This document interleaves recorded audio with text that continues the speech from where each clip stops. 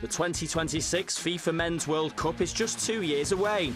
The USA, Canada and Mexico are co-hosting. We know the venues, but the location of the final is yet to be decided. So, which famous city will be given the honour? Hello there and welcome to Football Now from Doha. Well, it may be early days, but there is already plenty of buzz around the upcoming FIFA Men's World Cup in 2026. The US, Canada and Mexico are all co-hosting, but there is still one very important decision left for FIFA to make: the location of the World Cup final. There are 2 US venues in contention, but first, FIFA have released a full list of stadiums that will be hosting games throughout the competition. So let's take a look at where some of the world's top teams will be battling it out. 16 stadiums are set to host matches across 3 countries. Starting in Canada, BMO Field in Toronto and BC Place in Vancouver will welcome supporters. Both stadiums are home to Canadian Football League teams. In Mexico, Estadio Akron in Guadalajara and Estadio BBVA in Guadalupe will be in use, along with the famous Azteca Stadium in Mexico City, which hosted the final at both the 1970 and 1986 World Cups. There's a really wide range of stadiums in Mexico as a whole, and you'll get a very different experience if you go to Guadalajara than if you were to go to El Azteca in Mexico City. The Azteca is a lot more run down, very old, but it's historic in the football space.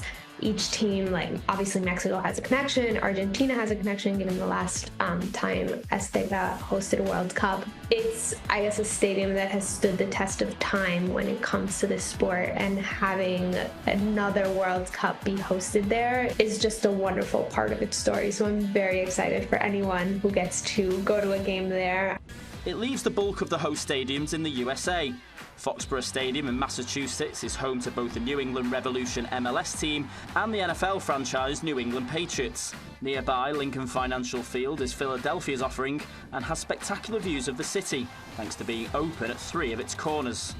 Further down the East Coast, Mercedes-Benz Stadium in Atlanta is known for its striking retracting roof that opens and closes like a camera aperture, while the recently renovated Hard Rock Stadium in Miami hosted the Super Bowl in 2020 and is surrounded by a newly built Formula One track in the city. Arrowhead Stadium in Kansas City is one of the oldest grounds in the country and holds the Guinness World Record for being the world's loudest stadium. Down south, NRG Stadium in Houston is one of 2 Texas venues set to host games in 2026.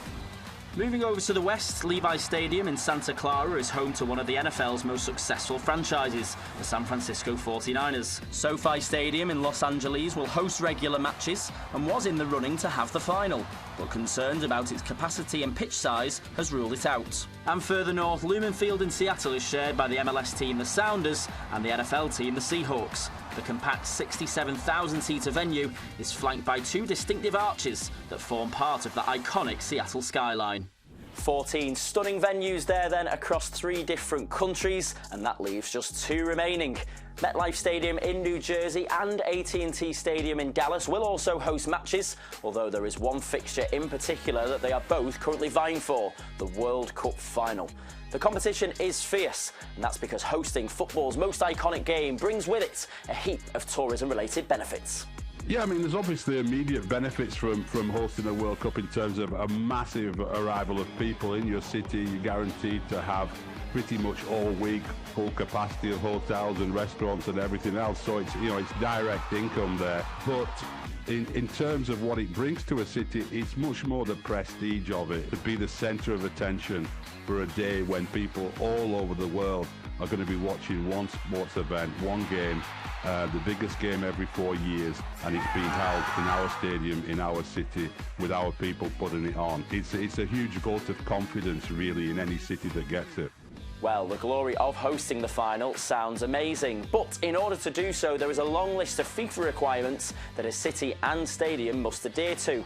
So let's take a look at the MetLife and AT&T stadiums and see which venue might be better suited to the event. In the East, MetLife Stadium is an 82,000-seater venue that is home to both the New York Giants and New York Jets.